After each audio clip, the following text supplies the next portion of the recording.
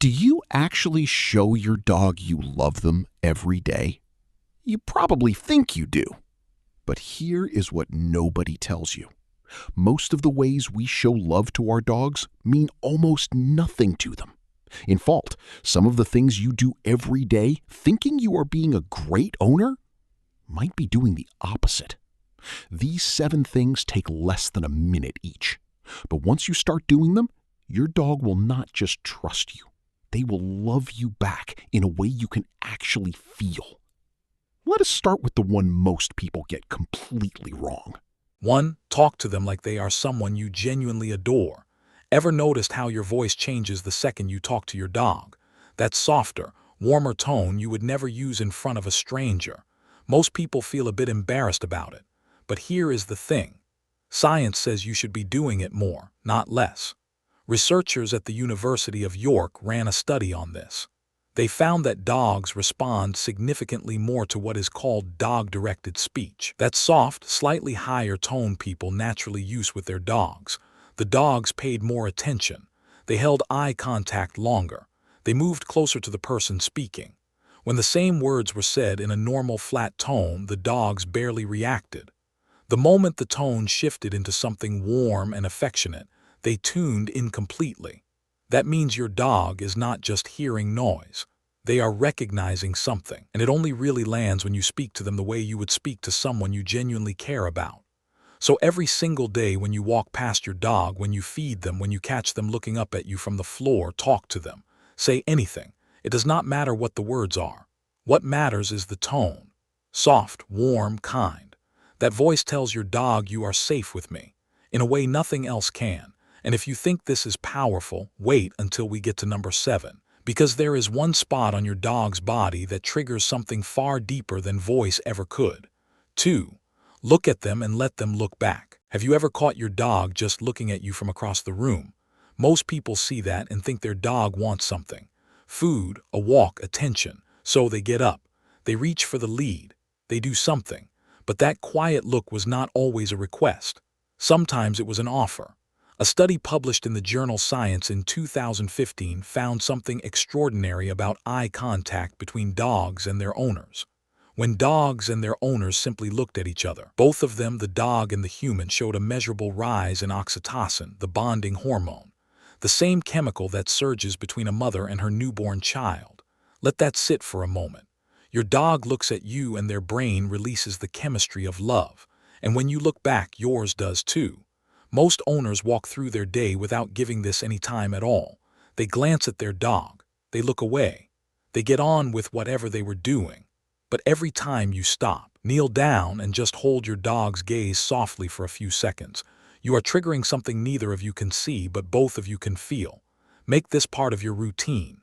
Every morning, every evening, whenever your dog meets your eyes, pause, hold the look, soften your face. You are not just being nice.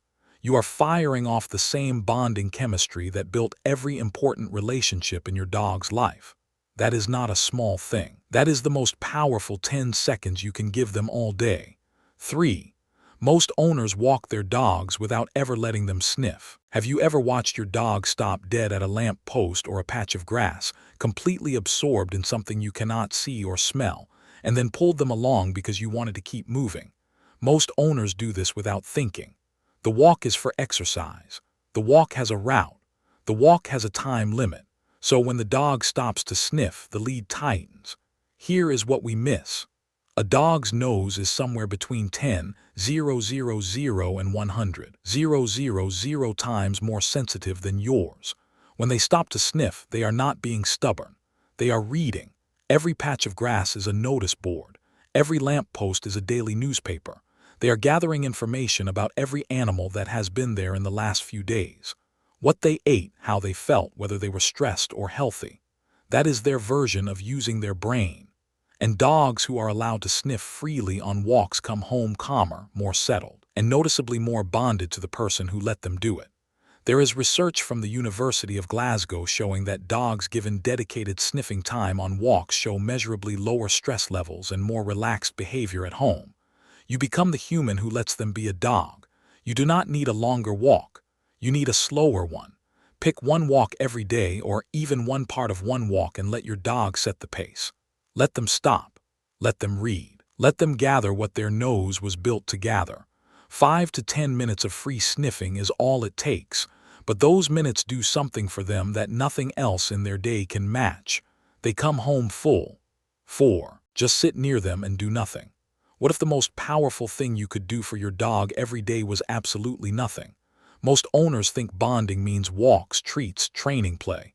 So when they sit on the sofa and their dog is on the rug across the room, they feel like nothing is happening. But something huge is happening. Your dog is watching. And the fact that you are nearby without asking anything from them is speaking louder than any treat ever could. In the wild, members of a pack rest near each other. They do not always cuddle. They do not always touch. They simply share space. And that quiet act of just existing in the same room is one of the strongest bonds canids form with each other. When you sit near your dog without reaching for them, without calling them, without trying to make something happen, you are telling them, I do not need anything from you. I just want to be here. And for a dog, that is enormous. You will start noticing something if you do this every day. At first, your dog might stay where they are, but over time, the distance shrinks. They will move to the same side of the room, then closer, then right next to you, then leaning against your leg. Not because you asked, because they chose to. And in the world of dogs, being chosen quietly without prompting, in the middle of an ordinary moment, is the highest form of love they know how to give. So tomorrow, try it. Sit down, read a book, scroll your phone, do whatever you normally do. Just let your dog exist near you with no pressure at all. What happens next will surprise you. 5. Never touch your dog before doing this. How do you greet your dog when you walk into a room? Be honest. You just reach down and start scratching their head. If so, you are skipping a step your dog has been quietly waiting for you to learn. Dogs do not process the world through sight first. They process it through scent. Every interaction your dog has starts with their nose. And when two dogs meet, they do not just walk up and start touching. They sniff first. They gather information. They process each other. That tiny exchange of scent is basically the dog version of saying hello. Now think about what happens when you skip that. You walk over. You reach down. You go straight for the head. To your dog, it is a bit like a stranger walking up to you in the street and hugging you without warning. It is not painful, but it is jarring. And over time, it teaches your dog to brace instead of soften. Here is the daily habit. Every time you're about to greet your dog or pet them, hold one hand out first. Let them come to it. Let them sniff. Let them process you. When they push their nose into your hand, lean their head into your palm, or relax their body towards you, that is your green light. That is your dog saying, I am ready. It takes 2 seconds, but those 2 seconds completely change how your dog experiences your touch. You go from being someone who pets them to someone who asks first. And dogs never forget the people who ask first. 6. Stop disturbing them when they are resting. Can you honestly say you have never reached down to stroke your dog while they were sound asleep just because they looked too sweet to resist? We have all done it. They are curled up in their bed looking peaceful and something in you says, I need to touch that right now. But what feels like love to you can feel like something completely different to your dog. Dogs spend a huge portion of the day asleep, and that is not because they are lazy. It is because sleep is how their body recovers, how their brain processes the day, and how their nervous system resets. Deep sleep specifically is when your dog feels the most vulnerable. Their guard is fully down. Their body is loose. They chose that spot because they felt safe enough to switch off entirely. Now imagine what happens when you interrupt that. Your dog is in their most defenseless state, and suddenly there is a hand on them. Their body jolts. Their breathing changes. Even if they settle a few seconds later, something was registered. That spot is not quite as safe as it felt. Do this enough times and you might notice something subtle. Your dog starts choosing harder to reach places to sleep. Behind the sofa, in the corner, in a different room. They are not being distant. They are protecting their rest from the one person who keeps interrupting it. The daily habit here is the simplest one on this list. When your dog is asleep, walk past them. Their rest is one of the kindest things you can give them, and the only thing you have to do is leave it alone. 7. One spot on their body unlocks everything. Remember in number 1 when I said there is one spot on your dog's body that triggers something far deeper than your voice ever could. This is it. And once you know this, you will never pet your dog the same way again. When dogs who are deeply bonded, siblings, mothers, and pups, pairs that grew up together, show affection to each other, they do not just lean. They focus on one place, the chest, right at the front where the neck meets the shoulders. That is the spot a dog cannot reach on their own. It is also the spot they instinctively offer to the dogs they trust most. That is why this place is different from every other spot you touch. The belly is sensitive. The head feels good.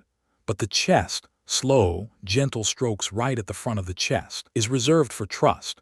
When another dog grooms or nuzzles this spot, it releases oxytocin in both dogs, not just the one being touched. Both. It is a chemical bond that says, we are part of each other. Now here is what most owners miss. You can trigger the same response. Every single day, take a few seconds and gently stroke that spot on your dog's chest with the flat of your fingers. Not a scratch, not a rub. Slow, steady, soft strokes. The same rhythm another dog's nuzzle would use. Watch what happens. Your dog's eyes will soften. Their body will settle. Their breathing will slow down. Sometimes they will lean their full weight into your hand without realizing they are doing it. That is not just comfort. That is your dog's brain releasing the exact same chemistry it would release with a bonded family member. You are not just petting them anymore. You are telling them in a language older than words. You belong to me and I belong to you. If your dog gets even 3 of these from you every day, they already know. They know they have been chosen. They know they are loved.